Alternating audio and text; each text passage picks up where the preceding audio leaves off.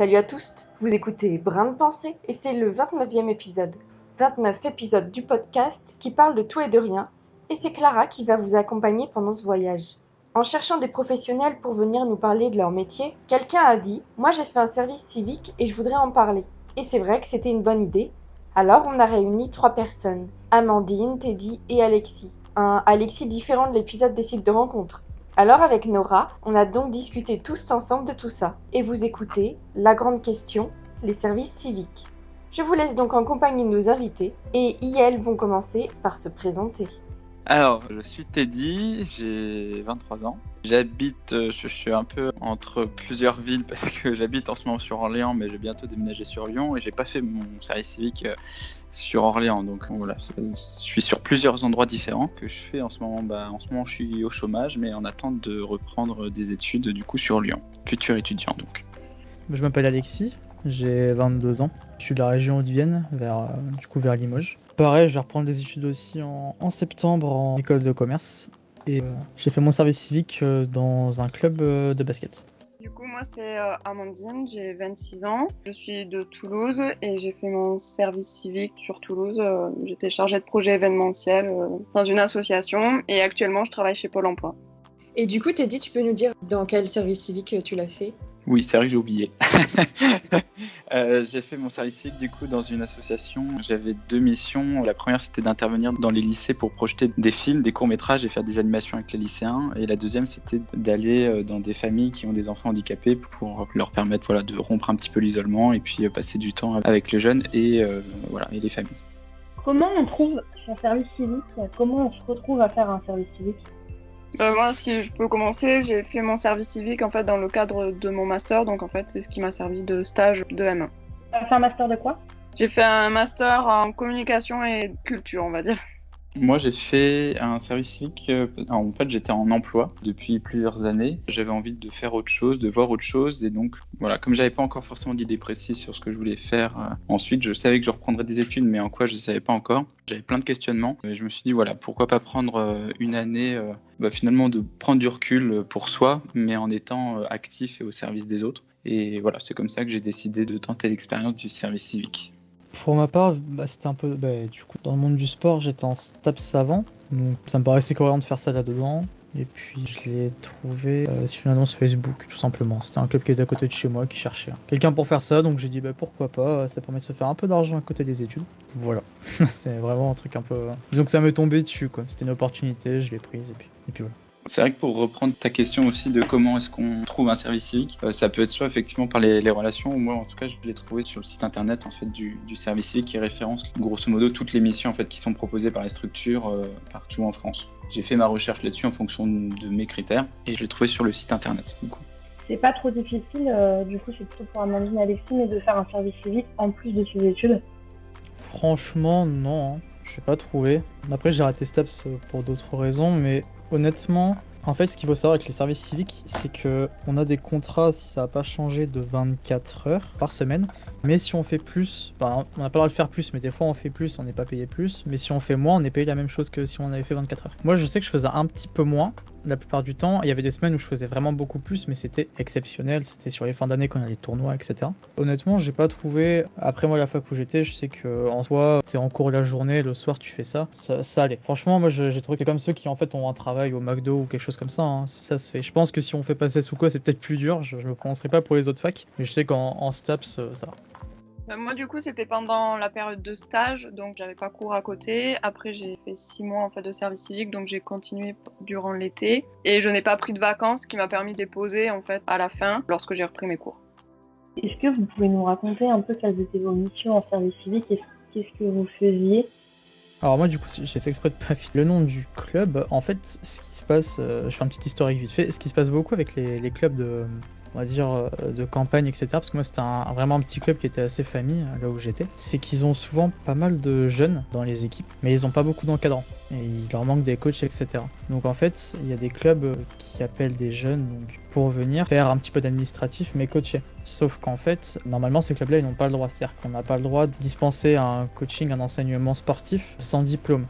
Donc en fait, on est hors de ce cadre-là quand on fait ça. Le problème étant que si certains clubs font pas ça, ils ont absolument personne pour s'occuper des jeunes. Donc du coup, c'est soit ils prennent des services civiques et puis tant pis, ils espèrent juste qu'on voit pas l'inspection ou quoi, soit ils ont pas de coach et les équipes meurent un peu quoi. Donc pour ma part, je sais que je coachais là-bas, c'était prévu avec eux, moi ça me posait aucun souci, c'était même ce que je voulais à la base. Je faisais du coaching, j'encadrais 2 équipes. À côté de ça, je faisais le samedi parfois de l'arbitrage. Voilà, j'étais à la buvette quand il y avait besoin, je faisais de l'administratif aussi, donc comme j'ai dit, je faisais un petit peu tout ce qui était autour de la vie du club à côté de ça. Voilà, mais c'est vrai que c'était assez particulier, il y a beaucoup de clubs qui sont dans ce cas-là. À part le diplôme, c'est quoi du coup la différence entre ce que toi tu faisais et un salarié du club? Alors, on peut être salarié d'un club sans coacher, donc on peut être dans l'équipe technique. Par exemple, il y a beaucoup de directeurs techniques de clubs qui sont rémunérés, mais qui eux ne coachent absolument pas, ils gèrent tout ce qui va être les ressources humaines du club, comment se passe l'organisation des matchs, des tournois, etc. Il n'y a pas beaucoup de coachs. En fait, les coachs de base sont, en tout cas dans ma région, quasiment pas rémunérés. Les seuls qui le sont, c'est des coachs d'équipe de national ou très haut régional en masculin. Mais ils sont quasiment pas rémunérés. Donc la différence avec, on va dire, ceux qui étaient un peu payés par le club, c'est que je faisais de l'administratif, on va dire, un petit peu plus paperasse, des choses un peu moins, je faisais pas de comptabilité ou quoi en fait. Voilà, je les aidais à récupérer des papiers au niveau des équipes, etc. Je triais certains trucs. Mais un salarié dans un club n'est pas forcément un coach. Donc voilà, il y a aussi cette petite nuance. Du coup, moi, ma mission, c'était d'organiser en fait un festival, que j'ai fait toute l'organisation de A à Z du festival, qui avait lieu en fait au jardin du Muséum de Toulouse. Donc il fallait inviter notamment les partenaires, organiser la journée et faire des animations aussi avec les membres de l'association. Et du coup, tu peux nous parler un peu plus de l'association, faut dire un peu en quoi ça consiste? C'est une association qui s'appelle Les Petits Débrouillards, donc c'est une association d'éducation populaire qui intervient notamment dans les quartiers et qui font des animations autour de la science pour justement apporter la science autrement auprès des enfants. Et donc c'est pour ça que chaque année ils organisent un festival autour d'un sujet en particulier. Et donc ils proposent des animations autour justement de la science, de l'environnement. Et voilà, et après on faisait aussi intervenir d'autres partenaires comme d'autres associations. Alors moi, du coup, j'ai fait mon service civique dans une association qui s'appelle Unicité, qui est des assos pionnières du service civique en France. Et j'ai décidé de le faire donc moi dans une antenne qui venait tout juste de créer donc sur l'île de la Réunion. C'est une association qui prend énormément de jeunes en service civique tous les ans, donc sur tout un tas de missions, que ce soit dans le numérique, dans le lien intergénérationnel, dans l'aide aux réfugiés ou l'éducation populaire aussi. Il y a plein de types de missions possibles chez eux. En l'occurrence, moi du coup, je l'ai fait, comme je disais tout à l'heure, dans les lycées. En fait, par binôme, on avait créé un ciné-club dans les lycées dans lesquels on intervenait et voilà, on avait une mallette de films qu'on pouvait projeter et on les proposait donc aux lycéens, aux établissements. On essayait de faire vivre ce ciné-club et ensuite, à travers des jeux ou des activités, des animations quelconques, on faisait en sorte que les élèves puissent discuter sur les thèmes qui étaient dans le film, faire discuter, les faire débattre entre eux. C'était finalement la vie de ce ciné-club-là, ma mission principale. J'avais une deuxième mission, mais qui a commencé un peu plus tardivement, notamment à cause du Covid. C'était donc celle d'intervenir dans des familles qui ont des enfants porteurs de handicap. Je l'ai fait que brièvement, cette partie de mission-là, mais on a quand même pu intervenir dans une famille avec un jeune qui était autiste, essayer de le faire sortir un peu de sa bulle et discuter avec lui, permettre aussi à sa mère de souffler un peu aussi, parce que c'est des gens qui ne voient pas forcément beaucoup de monde à l'extérieur, parce que s'occuper d'un enfant porteur de handicap, ça peut être très prenant. Donc j'étais sur ces 2 missions-là, essentiellement. Du coup, tous les 3, vous avez quand même fait plutôt des services civiques qui sont comme des emplois. Alors j'ai 2 questions. Pourquoi avoir choisi de faire un service civique plutôt que de travailler alors dans le même domaine? Forcément, vous n'auriez pas eu forcément les mêmes missions, mais pourquoi choisir de faire un service civique plutôt que de trouver un travail dans le même domaine? Pour ma part, c'est tout simple, c'est que en fait, ça m'est vraiment tombé dessus en fin de première année, trouvé je crois en juillet, service civique donc pour commencer donc en septembre, et je voulais absolument trouver un taf à la rentrée. Donc comme ça tenait en fait sur un peu l'année scolaire finalement ce que je faisais, je me suis dit nickel, ça permettra de remplacer. Ça me permettait de valider un petit peu des choses théoriques que je voyais en fac pour ma part, de faire quelque chose que je faisais déjà avant, parce qu'en fait on peut coacher dans le club et en général on est bénévole. Mais sauf que cette fois-ci, j'étais rémunéré pour ce que je faisais. Donc c'était vraiment un peu du gagnant-gagnant, parce que le temps que je passais avant, moi, dans l'autre club où j'étais, à coacher, etc., là, je le passais aussi dans ce club-là, mais finalement en étant rémunéré. Donc voilà, puis ça me permettait aussi un petit peu de voir ce que je pouvais faire par la suite sur ces études-là. Est-ce que je voulais partir sur une filière où effectivement je vais être dans de l'entraînement et de la performance, ou plutôt sur du management ou de l'accompagnement pour des personnes handicapées. Donc ça me permettait aussi de répondre à des questions de cursus. Donc c'était assez intéressant d'un peu voir comment ça se passerait, etc. Du coup, moi, pour prendre, j'étais dans une optique un peu différente, c'est-à-dire que donc moi, je travaillais dans de l'administratif. Voilà, j'avais conscience que c'est pas l'environnement dans lequel je voulais travailler dans l'avenir, et donc je voulais prendre du recul sur cette vie-là pour trouver ce que je voulais faire. Et j'ai délibérément choisi un domaine dans lequel j'avais encore jamais été, dans lequel je voulais pas forcément aller, en tout cas professionnellement parlant. Donc pour répondre à ta question, déjà, je n'aurais pas pu postuler dans un emploi parce que j'avais pas les diplômes de toute façon requis du tout. Après, est-ce que c'est du travail un peu dissimulé ? En tout cas pour ma part, non, parce que ce qu'on faisait en service civique, en fait, personne d'autre le faisait. Il n'y avait pas de salariés ou d'entreprises ou d'associations qui le faisaient déjà en termes d'emploi. Donc on venait simplement en complément de ce qui existait déjà, donc notamment par exemple pour l'accompagnement auprès des personnes porteuses de handicap. Voilà, il y a éventuellement des suivis qui sont faits par la LEFPA ou par divers organismes, mais on venait pas en remplacement, on venait vraiment en complément. Il n'y avait aucune concurrence là-dessus et aucune entreprise en fait qui faisait ce qu'on faisait. Moi, pour ma part, du coup, c'était à la place d'un stage, donc je m'étais dit que c'était plutôt intéressant de faire un service civique à la place pour justement avoir une rémunération, avoir une vraie mission en fait, peut-être plus longue aussi. Moi, ça m'a permis aussi de vraiment être autonome sur un projet de A à Z. Je compléterai juste du coup sur le travail dissimulé, parce que par contre, je considère pas du tout que ce que j'ai fait était un travail dissimulé, absolument pas. Par contre, c'est vrai que quand je cherchais des missions sur le site internet, je suis parfois tombé sur 2 ou 3 missions par-ci par-là, où effectivement dans le descriptif du volontariat, voilà, à voir dans les faits ce que c'est réellement, mais j'avais plutôt l'impression effectivement que ça pouvait être du travail dissimulé, mais ça restait vraiment très minime par rapport au nombre de missions que j'ai pu lire. Mais du coup, effectivement, il y a peut-être certains endroits où ça peut être le cas. Juste faire attention, quoi.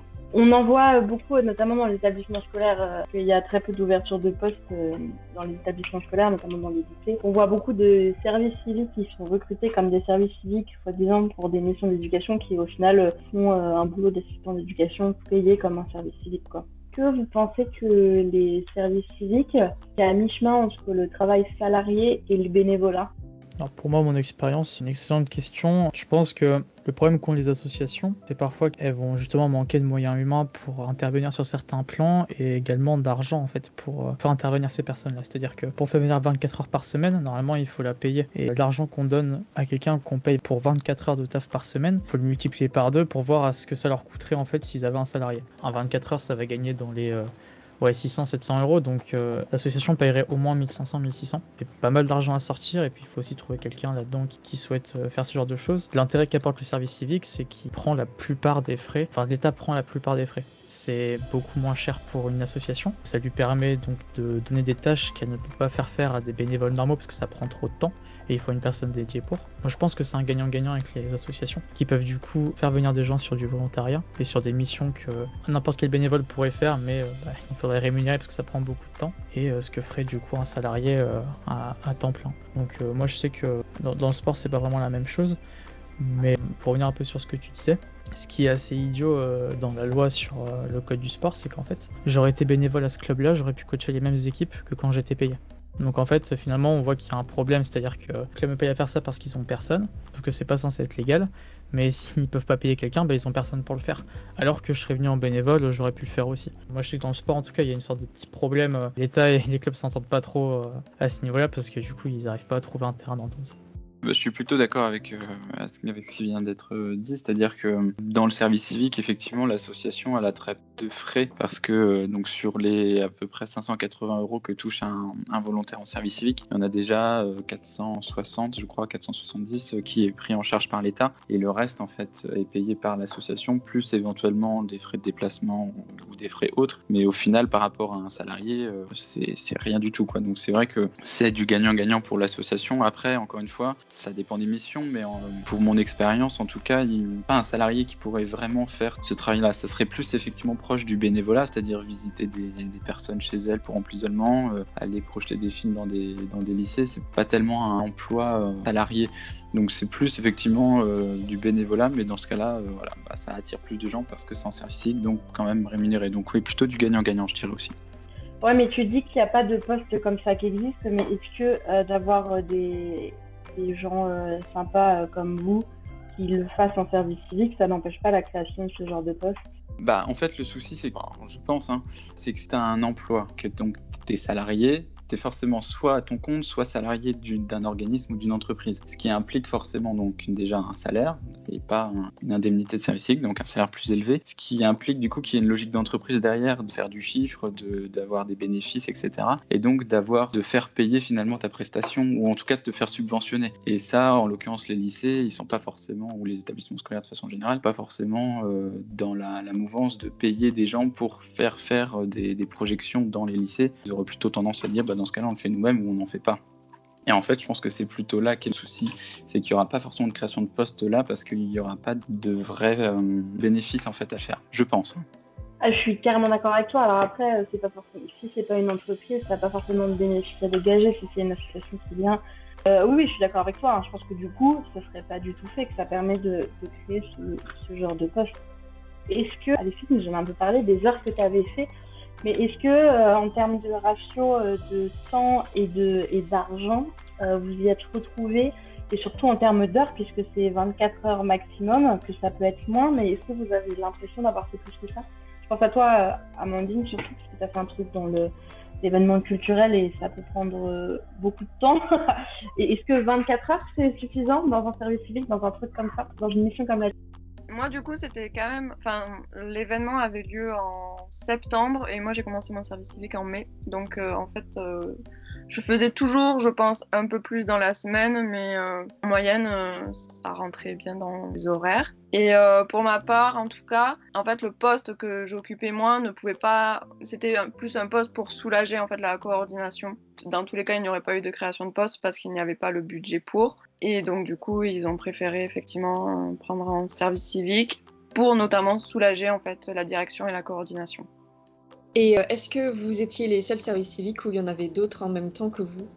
Moi, il y avait une autre service civique qui était plutôt sur la partie communication, qui aussi était là pour soulager, en fait, la direction. Parce que c'était une association qui avait vraiment 2 postes salariés en direction et coordination, et donc ils n'avaient pas le temps de tout gérer. Et de toute façon, ils n'avaient pas le budget pour créer d'autres postes. Donc on était les deux pour travailler en communication et moi sur l'événementiel. Alors nous, on était 24 en tout.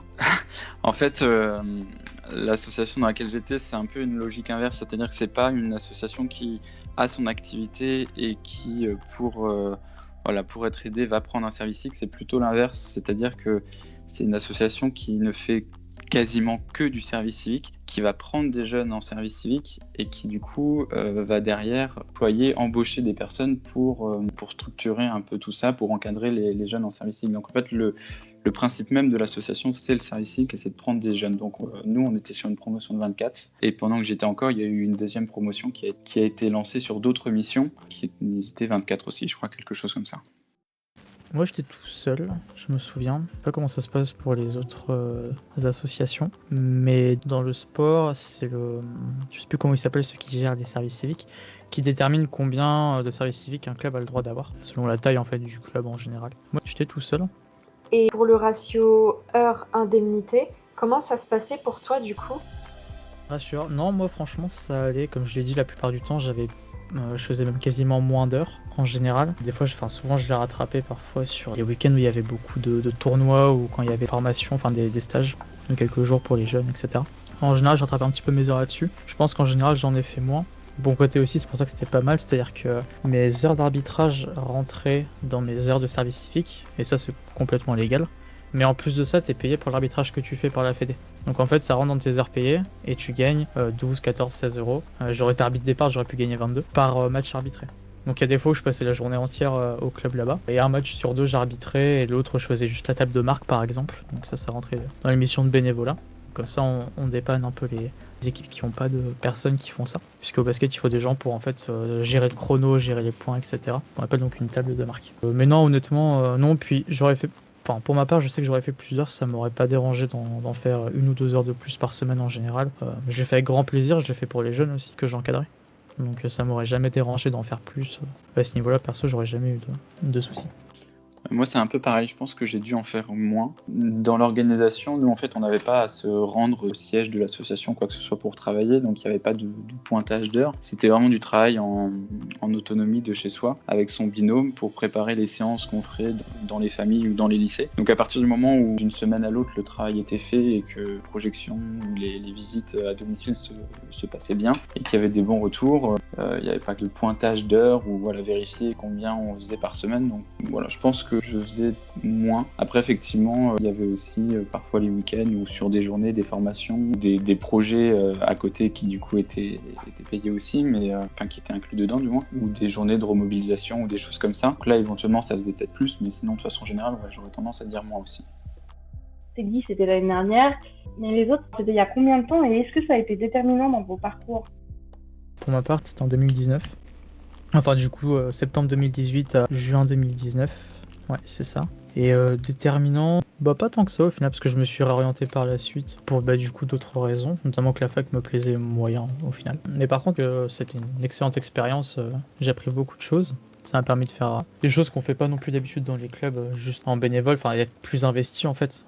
Ça montre un petit peu comment ça se passe quand on est là plus souvent, etc. Comment se passe l'encadrement d'un tournoi, donc il y avait aussi un petit peu d'événementiel dedans, enfin moins qu'Amandine, enfin largement moins qu'Amandine, mais un tout petit peu quand même, donc on voit un peu le domaine. Donc c'était vraiment pas mal. Mais déterminant, moi je trouve pas spécialement. En fait j'aurais vraiment pu le faire comme un taf étudiant honnêtement, pour ma part.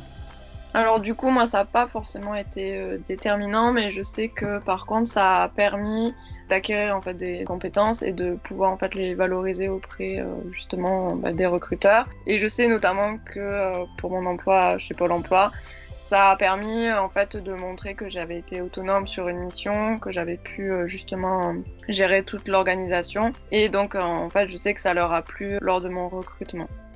C'est un petit peu pareil que pour moi. Donc moi, je l'ai terminé là il y a quelques mois. Enfin, il n'y a même pas quelques mois, il y a un mois en fait. C'était en mai. Ça n'a pas été déterminant professionnellement parlant parce que je ne me suis pas orienté ni dans le cinéma ni dans le social. Par contre, j'avais besoin de prendre ce recul aussi pour y voir plus clair sur l'avenir. Donc ça, pour le coup, ça a été déterminant. Et pareil, en termes de compétences et de valorisation, j'ai appris beaucoup de choses et ça me permet aujourd'hui d'avoir pu trouver un job étudiant. Pour le coup, cette fois-ci, c'est dans un lycée en tant qu'AED. Et là, effectivement, quand j'étais à mes entretiens et que ils voyaient sur le CV et que j'en parlais du fait que j'avais déjà travaillé dans un lycée, fait des ciné-clubs avec les lycéens, etc., je voyais bien que ça plaisait bien aux recruteurs en face, quoi. Donc effectivement, ça a été plutôt déterminant à ce niveau-là. Je reviens aussi sur ce que disait déjà Amandine. Et c'est pareil pour moi, effectivement, j'en ai pas parlé. Même moi, dans des emplois autres que le sport, c'est souvent revenu parce que je le mettais sur mon CV, ce service civique, et ça m'apporte des bons retours des recruteurs, etc. Donc pour trouver un taf aussi, c'est pas mal, c'est une expérience en plus. Et le fait d'en parler un petit peu, de voir aussi qu'on était investi dedans, des fois, ça leur permet aussi de mieux nous cerner et de voir que quand on aime quelque chose, on le fait avec plaisir. Donc moi, je sais que ça a été aussi pas mal pour les tafs que j'ai fait. Est-ce que ça vous a quand même ouvert des opportunités à vos services civiques? Genre des rencontres, des opportunités quoi? Alors pas forcément des opportunités, vraiment, moi du coup j'ai fait mon service civique à La Réunion, donc je savais que je rentrerais après en métropole une fois que mon service civique serait terminé. Donc ça m'a pas forcément ouvert des opportunités sur place là où je vis, même si on m'a quand même proposé un poste une fois que mon service civique était terminé. Après en termes de rencontres, oui forcément, encore une fois, nous on était 24 à se retrouver, pas vivre la même chose parce qu'on n'avait absolument pas les mêmes parcours et c'était ça qui était intéressant aussi et c'est ce que je recherchais parce que c'est l'association dans laquelle j'étais prenait vraiment ça, ce travail d'équipe et cette diversité dans les profils. Donc on vivait pas forcément les mêmes choses, mais en tout cas on vivait la même expérience en même temps, quoi. Donc il y avait vraiment ces rencontres-là qui étaient très intéressantes et puis aussi avec notre coordinatrice avec qui ça a été une très bonne rencontre et qui nous a beaucoup aidé et qui m'a beaucoup aidé aussi personnellement. Voilà, je sais que en retournant à La Réunion pour les vacances, je peux facilement envoyer un message, aller boire un petit verre avec eux sur la plage, il n'y a aucun souci. Donc ouais. Alors, en termes de rencontres, oui.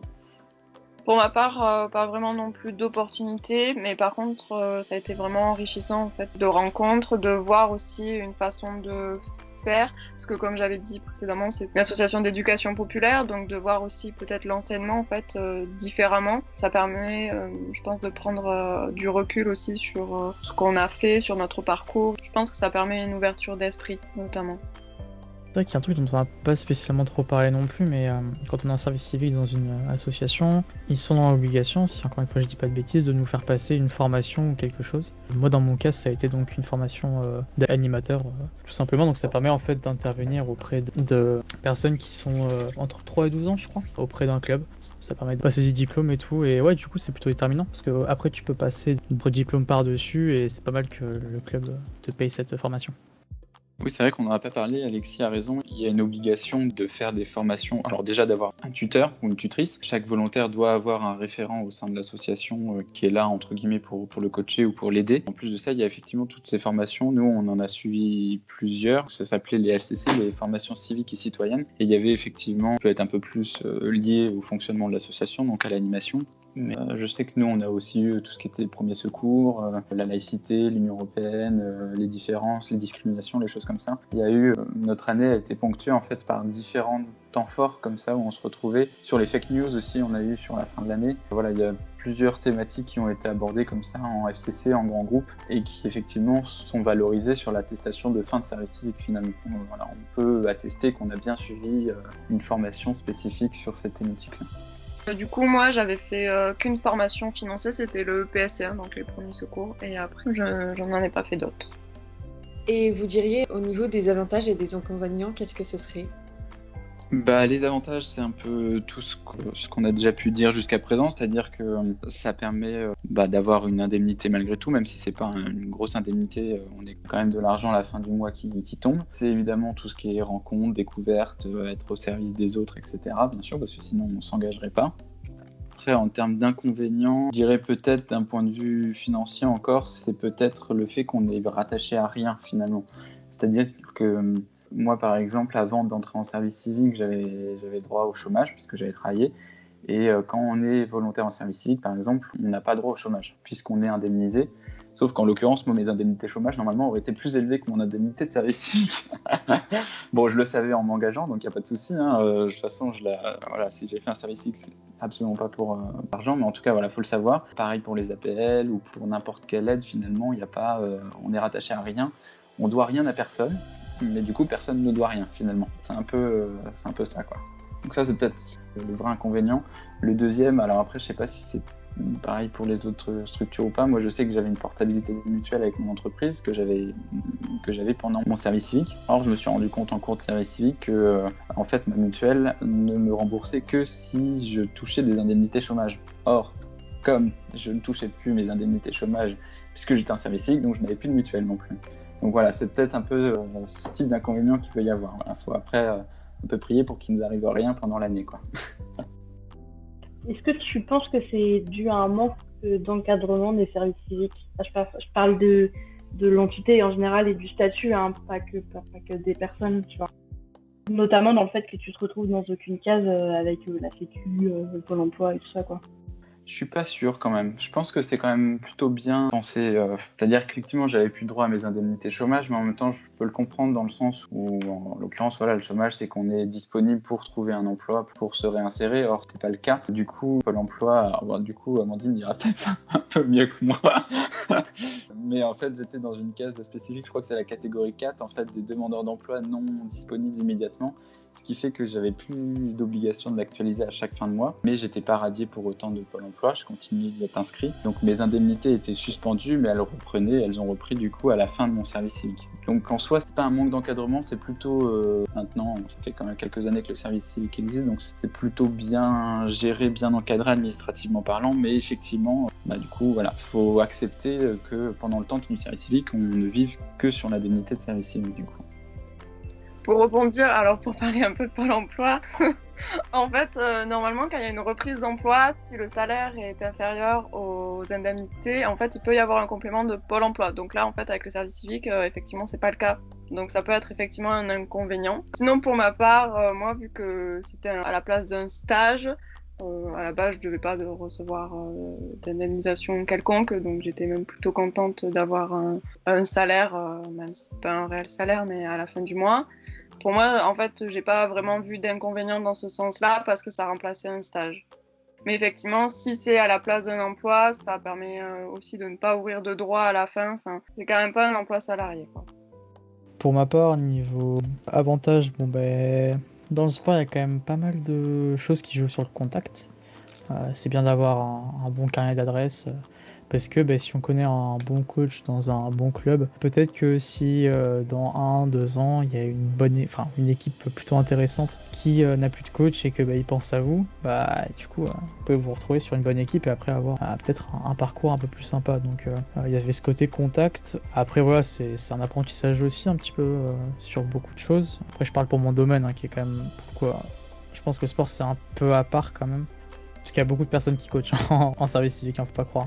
Mais du coup, on fait des choses qu'on sait un peu déjà faire. C'est vrai qu'il y a un peu moins ce côté découverte qu'on pourrait avoir dans d'autres services civiques, qui est, pour moi, je trouve très intéressant. J'ai entendu des personnes qui ont fait des services civiques qui étaient incroyables, honnêtement. Mais bon, du coup, on est sur des choses qu'on sait faire. Après, niveau inconvénient, alors pour moi, c'en était pas un, mais ça peut en être un. C'est vrai que si vous... Enfin, moi, je sais que mes week-ends étaient quasiment entièrement réservés au club où j'étais.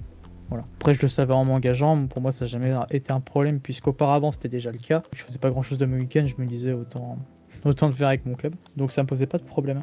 Et du coup, niveau perception d'indemnité, etc., pour service civique, faut pas non plus oublier que effectivement on gagne moins, etc. Par contre, c'est pas imposable. Et c'est aussi pour ça qu'on n'a pas les aides de Pôle emploi, ou qu'on ne perçoit pas de droit à la fin, c'est parce qu'en fait on verse rien à l'État en réalité. Je pense que c'est une des raisons qui fait ça.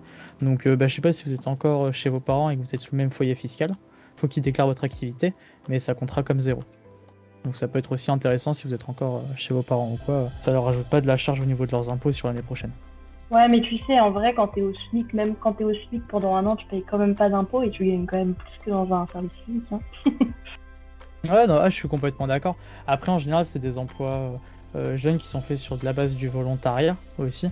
Et ça reste différent. On fait pas un service civique pour se dire je vais gagner de l'argent, je vais faire mon premier emploi, etc. On le fait pour, parce qu'on veut souvent. Moi, je sais que c'était pour aider, pour prendre aussi un peu de l'expérience dans ce que je faisais. Et puis, parce que j'aime beaucoup encadrer les jeunes, tout simplement. Donc, forcément, si on peut avoir de l'argent avec, même si c'est moins qu'un SMIC, on crache pas dessus, quoi. C'est bien pour le CV. Moi, franchement, je continuerai à dire que c'est du gagnant-gagnant. Après, si on veut forcément, en tout cas dans le sport, si on veut un taf là-dedans et gagner un SMIC, faut passer un BPGEPS qui coûte 5 000 € ou faut passer une licence TAPS ou un DUG. Les DUG, ça passe aussi. Mais du coup, on va pas non plus trouver forcément taf, puisque le club, il faut qu'il vous paye. Donc, bon courage pour trouver un emploi, quoi. À part si vous êtes très bon, c'est pas que c'est bouché, mais c'est beaucoup plus compliqué. Enfin, c'était juste pour rebondir sur ce que disait Alexis. C'est vrai qu'on ne l'a peut-être pas dit beaucoup au début, mais c'est vrai que le service civique, ça reste un engagement et c'est d'abord un engagement en fait avant autre chose. Voilà, on ne fait pas un service civique pour gagner de l'argent ou pour je ne sais trop quoi. C'est d'abord parce qu'on veut prendre 1 an ou un petit peu moins d'1 an de sa vie pour être au service d'une cause, d'une association, des autres, de la société de façon générale. Et voilà, c'est d'abord le service qui nous emmène vers cette mission de volontariat. Et après, effectivement, si c'est rémunéré, c'est rémunéré, donc c'est forcément un avantage, un plus. Mais voilà, ça ne doit pas être la motivation première, en tout cas, je pense. Du coup, je rebondis, puis ça va encore dans le sens de ce que tu disais, Teddy, mais moi, je viens du milieu du spectacle et en fait, il y a beaucoup, du coup, le spectacle, c'est comme dans le sport, c'est beaucoup d'associations qui n'ont pas les moyens, donc ils ont beaucoup de services civiques, pareil, donc c'est à la fois une manière de faire ton entrée, de rencontrer du monde, etc. Du coup, en l'occurrence, dans le spectacle, les personnes que je connais qui ont fait des services civiques dans le spectacle, c'était très souvent des emplois déguisés à 35 heures et plus. Voilà quoi. Ça fait partie des gros avantages, qui est que c'est quand même des emplois, on peut appeler ça comme ça, mais qui sont plus faciles d'accès en fait et qui permettent surtout aux petites structures de pouvoir avoir des semi-salariés quoi. Ouais, de toute façon, après, c'est comme je pense que c'est comme partout, hein. Dès que, on va dire, il y a des aides de l'État ou il y a quelque chose qui permet de favoriser, forcément, il y aura de l'abus, hein. Moi, c'est pareil, j'en ai vu à la fac de Limoges, le Crous, ils avaient des... Non, c'était pas le Crous, je sais plus. Enfin, il y avait une structure de la fac qui avait des services civiques. Moi, il me disait, il faisait 30 heures, hein, il faisait beaucoup plus de 24 heures quoi, par semaine. Et ouais, c'est vrai que je trouve pas ça non plus hyper normal. Enfin, je trouve même pas ça normal du tout, c'est vrai. Mais ouais, ça serait une des choses à changer, effectivement. Après, nous, on n'y peut pas grand-chose. Je sais plus encore une fois comment s'appelle le service qui gère les services civiques, mais ils font des contrôles réguliers, normalement. Ces choses-là ne sont pas censées arriver. Maintenant, je pense que dans ces espèces d'emplois déguisés, ils savent aussi dans quoi ils s'embarquent quand ils le font. Donc je dis pas que c'est de leur faute, mais je dis qu'au moins ils sont d'accord. Même si c'est pas légal, bah, ils sont d'accord dans quoi ils s'embarquent. Comme c'était le cas pour moi au final quand je coachais, quoi. C'est-à-dire que bah, moi je savais que c'était pas normalement extrêmement légal, même si c'est bizarre, mais c'était le cas. Oui, c'est ça, c'est-à-dire que pareil, quand je lisais du coup les missions sur le site du service civique, j'en ai vu quelques-unes où en fait le nom poste avait l'air plutôt intéressant, et quand je regardais le descriptif, on était sur des choses vraiment proches d'un emploi déguisé dans des administrations. En fait, c'était l'équivalent d'un agent d'accueil, quoi. C'est-à-dire c'était accueillir le public et puis leur dire dans quel bureau ils devaient aller, les orienter dans le bâtiment, etc. C'est hôte ou hôtesse d'accueil dans un lieu public, quoi. Donc c'est vrai que je trouve pas ça normal non plus, hein. Surtout qu'en l'occurrence cette mission-là elle était proposée par un service de l'État, donc c'était pas terrible. Mais après voilà, il faut bien lire après les descriptifs des missions qui sont proposées. Il faut bien faire attention quand même à ces choses-là. Et voilà, si on est d'accord avec ça, bah très bien, j'ai envie de dire. Après, effectivement, voilà, si c'est pas ce qu'on recherche, bien lire ces descriptifs-là. Mais après, moi, j'en ai pas vu tant que ça quand même. Donc ça reste, je pense, minime, malgré tout. Pour rebondir un peu dessus, je trouve aussi quand même que c'est des emplois, des missions qui sont accessibles, on va dire, aux jeunes et qui permettent vraiment de se lancer peut-être dans le marché de l'emploi. Je pense qu'il faut le voir comme une opportunité d'avoir une vraie première expérience. Parce que même si c'est hôtesse d'accueil ou quelque expérience que ce soit, en fait, ça permet d'acquérir énormément de compétences et de pouvoir en fait les mettre en avant à la suite. Je pense que malgré tout, il faut le voir en fait comme un tremplin pour la suite et pour se lancer et en fait donner l'opportunité à des jeunes qui n'ont pas forcément l'accès à l'emploi directement. À la fin du service civique, il faut qu'on aille, je crois, sur 2 jours, faire une sorte de briefing avec l'organisme qui gère ça. Vous avez pas eu, vous ? Ok, moi j'ai eu ça.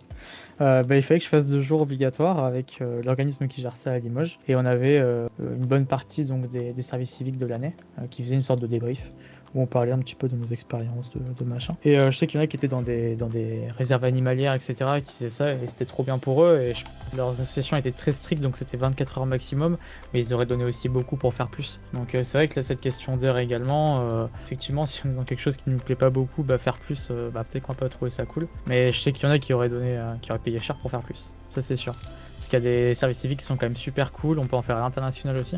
C'est quand même vraiment intéressant, surtout quand on sait que les services civiques à l'international, des missions comme ça de bénévolat ou de volontariat, souvent c'est à nos frais, c'est-à-dire qu'il faut qu'on paye toutes ces choses-là pour aller à l'étranger, enfin tout ce qui est logement là-bas, déplacement, etc. Ça peut coûter très cher. Là, quand c'est une asso qui nous le fait, qui nous le paye, et je pense plutôt avantageux. Donc je pense qu'il y a de tout. C'est comme dans le monde du travail, il y a tout. Il y a des bons emplois et des mauvais emplois. Il y a des bons services civiques, des mauvais services civiques. Après, faut bien les choisir ou être ok avec les règles qui fournissent. Le fait qu'on puisse faire qu'un seul service civique dans sa vie, vous en pensez quoi ? Et que jusqu'à 25 ans d'ailleurs ? Alors déjà, juste une petite précision, c'est effectivement 25 ans, mais c'est jusqu'à 30 ans pour les personnes qui sont reconnues porteuses de handicap. Qu'on puisse en faire qu'un, je trouve ça plutôt juste et assez logique en fait, parce que le service civique, donc c'est vraiment prendre un an pour donner aux autres, mais on est censé aussi s'en servir pour réfléchir à l'orientation qu'on veut donner à sa vie et à la suite, donc que ce soit reprendre des études, que ce soit postuler à un poste dans ce domaine-là dans lequel on fait son service civique, que ce soit créer son entreprise, ça peut être tout ce qu'on veut. Donc on est accompagné pour ça pendant le service civique, on n'est pas tout seul. Mais le fait que ça soit qu'une année, c'est pour essayer d'avancer là-dessus quand même au mieux. Et c'est surtout parce que il y a d'autres jeunes en fait derrière qui en cherchent aussi tous les ans. On glisse de catégorie d'âge, donc tous les ans il y a de nouveaux jeunes qui arrivent et qui voudraient en faire. Donc c'est plutôt normal, je pense, qu'il puisse y avoir un roulement qui se fasse, qu'on soit pas contraint, pas contraint, mais qu'on puisse en faire plusieurs fois dans sa vie. Pour laisser la place justement aux autres qui arrivent. Juste, je sais pas. Après, ce que je trouve un peu illogique, c'est ce chiffre de 1. On peut le faire qu'une fois. Dans le sens où en fait, le service civique, on peut le faire. Alors moi, il me semblait que c'est jusqu'à 2 ans, mais non, c'est bel et bien 12 mois. Mais on peut le faire entre 2 et 12 mois. Donc c'est-à-dire qu'en fait, on n'en fait qu'un seul alors qu'on a fait 6 fois moins qu'une personne. Enfin, on peut faire un service civique de 12 mois qui a duré 6 fois moins de temps qu'un mec qui en a fait pendant 1 an. Et ça, je trouve ça assez idiot. Je pense qu'il vaudrait mieux imposer une durée à la personne qui le fait. Donc effectivement, dire c'est 1 an de service civique maximum. Et comme ça, au moins, je sais pas s'il a fait 3 mois quelque part et que ça lui a plu ou pas du tout, et il peut refaire 3 mois ailleurs. Après, effectivement, oui, que c'est une limite, je suis d'accord avec Teddy, c'est normal, complètement normal. La limite de 25 ans, je la trouve pas idiote, honnêtement. Ça serait plus, ça serait plus, ça serait moins, ça serait moins, mais 25 ans, on parle beaucoup de la tranche d'âge 18-25 dans tout, donc je trouve pas ça idiot les 25 ans. Après, s'il augmente, moi j'y verrai jamais aucun inconvénient. Mais c'est vrai que ce truc de se dire, on peut en faire qu'un seul et qu'importe la durée entre 2 et 12 mois, je pense que ça pourrait être améliorable et, pas imposer, mais proposer 1 an de service civique plutôt qu'une fois un contrat. Mais je suis un peu d'accord avec Alexis, parce qu'effectivement, moi j'en ai fait un par exemple de 6 mois et ça m'aurait pas dérangé d'en faire une autre mission de 6 mois aussi pour compléter mes compétences, mais en même temps ça permet, je pense qu'il faut vraiment le voir comme un tremplin et donc du coup ça peut, si ils ne mettaient pas d'obligation, ça pourrait justement, des jeunes en fait, ils pourraient rester dans ce truc de faire que des services civiques parce que c'est l'emploi un peu facile et que les recruteurs ils cherchent beaucoup de services civiques et que du coup ils n'aient pas en fait la volonté de chercher un vrai emploi. Donc je pense que c'est bien d'avoir une limite. Mais comme Alex l'a dit, plutôt sur une durée que sur le nombre de missions. Je suis assez d'accord. C'est un peu bête. Ouais. Moi, j'ai attendu longtemps de faire un service civique en me disant je vais faire le service civique parfait, même si ça n'existe pas. Et du coup, maintenant, j'ai 25 ans et le jour où je serai de nouveau disponible, je serai trop vieille.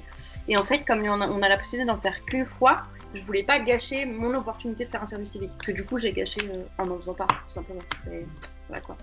C'est vrai que c'est dommage, mais après, ça c'est pas propre qu'au service civique. Pour le coup, dans ton cas, c'est propre à la vie en général. Il faut pas hésiter à faire les choses, il faut les faire. C'est un peu philosophique là mais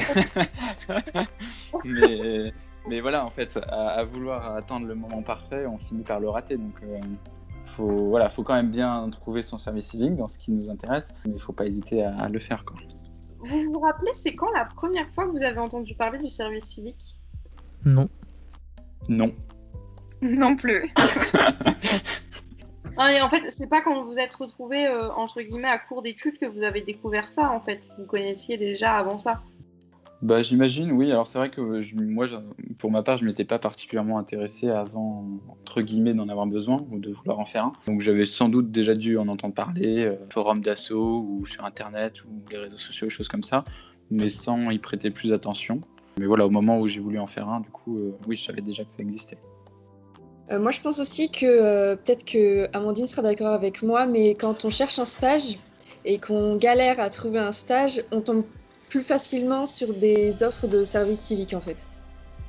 Moi, j'avais cherché mon service civique directement sur le site du service civique, donc je sais pas en fait.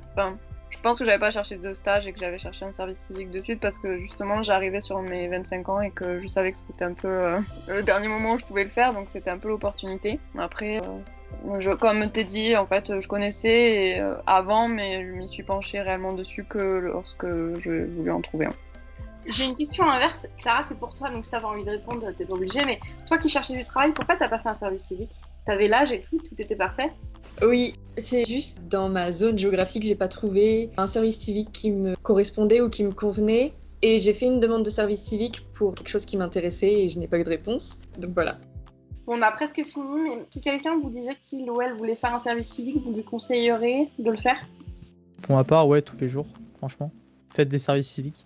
Non, mais au-delà de ça, c'est aussi un petit peu... Bon, ça peut paraître patriotique, encore que c'est pas péjoratif, mais c'est un peu aussi un service qu'on rend à l'État et à la France en général, puisqu'on aide les associations. Plutôt qu'aider l'État en tant que tel, on aide vraiment les personnes qui résident à l'intérieur, dans le sens où on aide une association qui est proche donc, des citoyens français. Donc il y a aussi cet acte-là un petit peu... moi, j'y vois aussi un peu désolé, le patriotisme, c'est un grand mot, mais il me fait bien kiffer.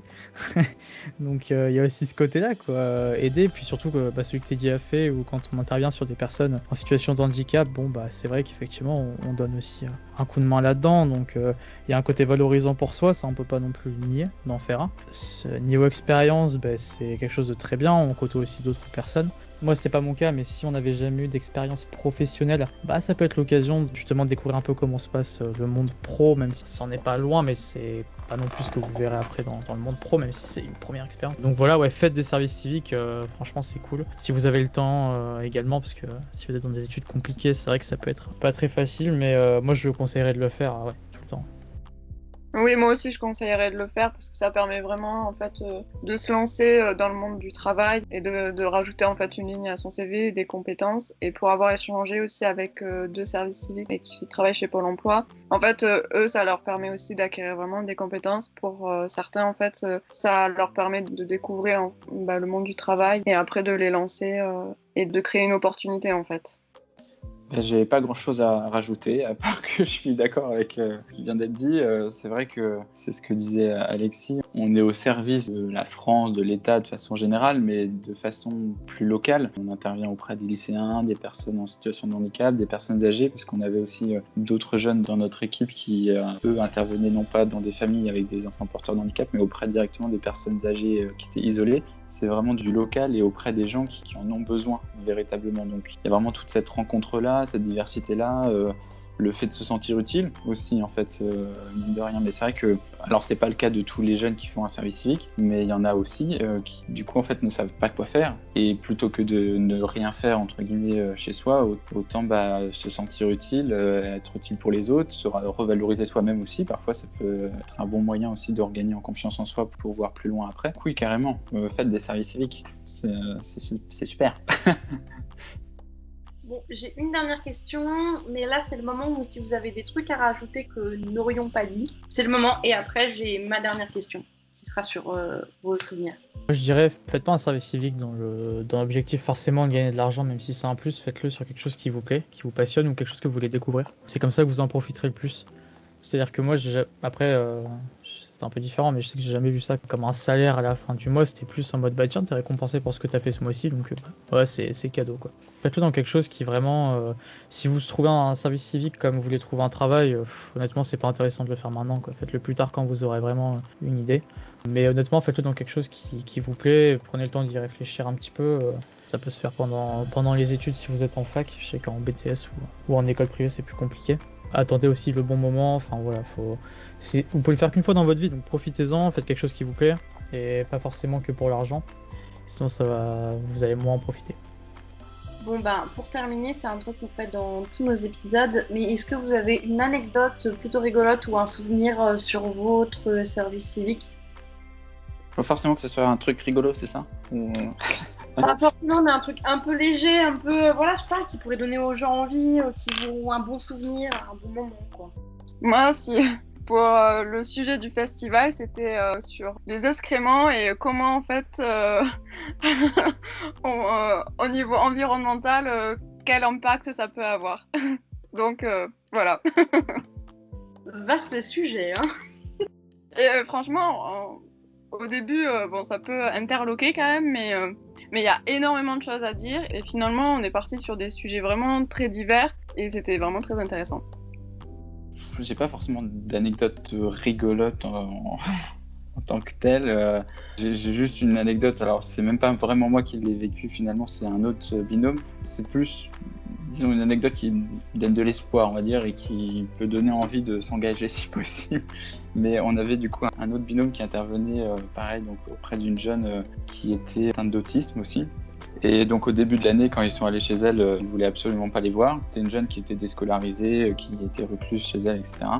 Donc elle voulait absolument pas les voir, c'était très compliqué, et au fur et à mesure de l'année, elle les attendait finalement devant le portail de chez elle, elle était très impatiente de les voir, à tel point que l'effet a tellement été bénéfique qu'à la fin de l'année, elle a décidé de reprendre le chemin de l'école pour l'année d'après, parce que elle avait gagné en confiance et elle avait vu qu'elle était capable aussi de faire des choses. Voilà.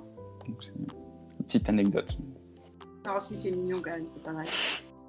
C'est dur de passer après ça. Non mais Je sais que j'ai pas grand-chose. C'est je pas sais moi pas qui du- l'ai vécu, donc voilà, C'est c'est un vrai, autre c'est vrai. binôme. C'est vrai. Non, mais je sais pas, qu'est-ce que. Non. Ah, le truc qui me revient comme ça, mais ça a rien à voir, c'est que. Comme un idiot, parce que je prévoyais. Enfin, je faisais quand même pas mal de routes pour y aller. Donc, forcément, ça coûte de l'essence, etc. Puis je me suis dit, ah, ça va, il me reste assez d'essence. Je devais coacher mes gamins. Je suis jamais allé les coacher, j'ai fait une panne sèche sur la route. Du coup, si vous faites un service civique un peu lent, prenez de l'essence. Voilà, ça peut être un conseil bénéfique. Si vous êtes comme moi, essayez de tester les limites de la voiture, les testez pas. C'est pas forcément bénéfique à la fin. Super, c'est un très beau message de conclusion. Et notre épisode est maintenant terminé.